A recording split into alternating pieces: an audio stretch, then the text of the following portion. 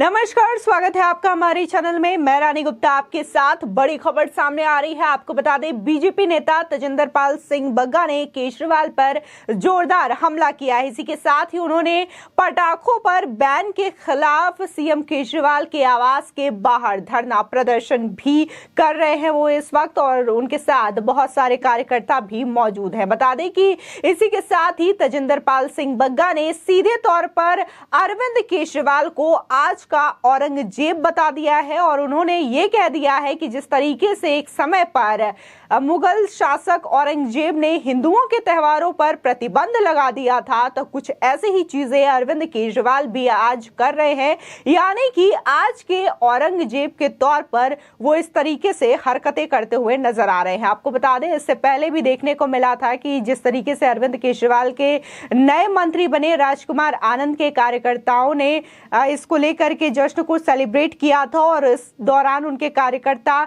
पटाखे फोड़ते हुए भी नजर आए थे। इसको भी लेकर के तजिंदर पाल सिंह बग्गा ने ट्वीट किया था, सवाल उठाया था और अरविंद केजरीवाल सरकार को जमकर घेरा था। उन्होंने ट्वीट कर ये कहा था कि क्या अरविंद केजरीवाल सरकार के जो मंत्री हैं उनके कार्यकर्ता यदि पटाखे फोड़ते हैं तो उसमें से ऑक्सीजन निकलते हैं, लेकिन आम जनता जब यही पटाखे फोड़ती है तो ये पोल्यूशन होता है। इसी के साथ ही उन्होंने ये भी कहा था कि अरविंद केजरीवाल को पटाखों से आपत्ति नहीं है, बल्कि हिंदू त्योहारों से आपत्ति है। आपको बता दें, दिवाली पर पटाखों पर लगे प्रतिबंध को लेकर बीजेपी नेता तजिंदर पाल सिंह बग्गा ने सीएम आवास पर कार्यकर्ताओं के साथ धरना दिया।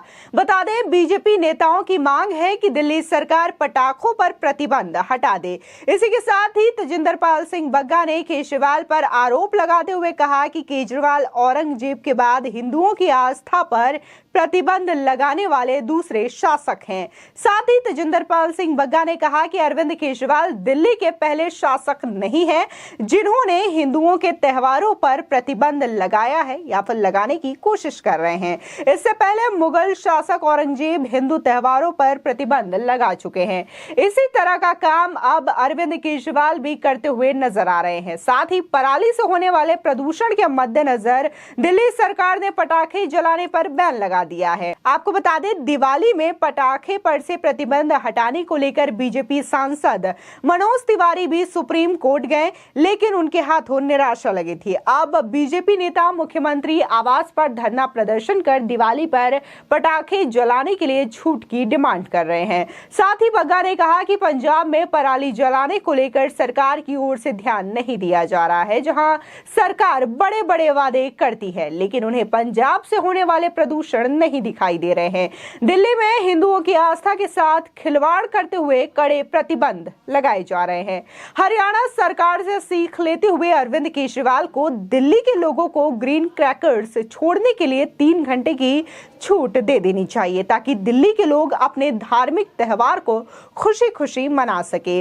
आपको बता दें कि पूर्वांचली लोग यमुना किनारे छठ महापर्व का आयोजन करते हैं, तो उन पर भी प्रतिबंध लगा दिया जाता है, ये कहकर कि यमुना में प्रदूषण होगा। बता दें कि केजरीवाल सरकार दिल्ली में हिंदुओं की आस्था के साथ कभी छठ महापर्व तो कभी दिवाली पर होने वाले प्रदूषण का हवाला देकर कुठाराघात करती है, ये कहना है तजिंदर पाल सिंह बग्गा का। साथ ही उन्होंने कहा कि केजरीवाल सरकार प्रतिबंध लगाकर लोगों की आस्था को ठेस पहुंचा रही है।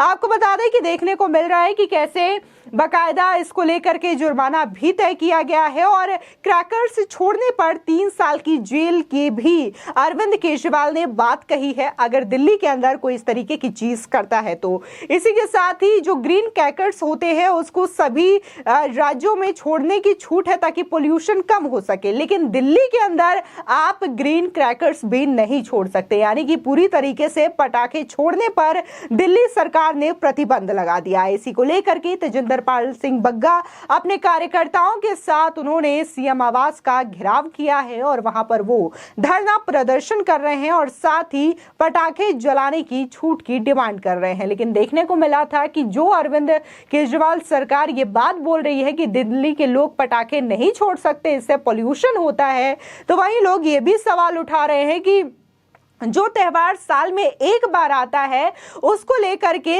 आप ये कह रहे हैं कि इससे पोल्यूशन होता है, दिवाली पर अगर पटाखे छोड़े जाएं तो इससे पोल्यूशन होता है, लेकिन वहीं अगर जो तमाम फैक्ट्रियों से धुएं निकलते हैं या फिर पराली जलाने से जो धुएं होते हैं या फिर ट्रैफिक की वजह से गाड़ियां चलाने की वजह से जो दूषित धुएं होते हैं उसकी वजह से क्या पोल्यूशन नहीं होता, उसकी वजह से प्रदूषण नहीं होता? ये तमाम चीजें लोग सवाल उठा रहे हैं। इसी के साथ ही कह रहे हैं जब आप दिवाली पर प्रतिबंध लगा सकते हैं जो कि साल में एक बार पड़ता है, तो क्या आप पराली और फैक्ट्रियों और इसी के साथ ही जो वाहनों से धुएं निकलते हैं उसकी समस्या के लिए क्या कोई हल नहीं निकाल सकते? इसी के साथ ही कई लोगों ने तो यहां तक कह दिया है कि अरविंद केजरीवाल बार बार हिंदुओं के त्योहार को लेकर ही कुठाराघात करने की कोशिश करते हैं, हिंदुओं के त्योहार पर ही बैन लगाने की कोशिश करते हैं। जहां दिवाली पर वो इस तरीके से कह रहे हैं कि आप पटाखे नहीं छोड़ सकते, पटाखे लगाने पर पाबंदी लगा दी गई है, तो वहीं छठ पूजा को लेकर के देखा जा रहा है कि कैसे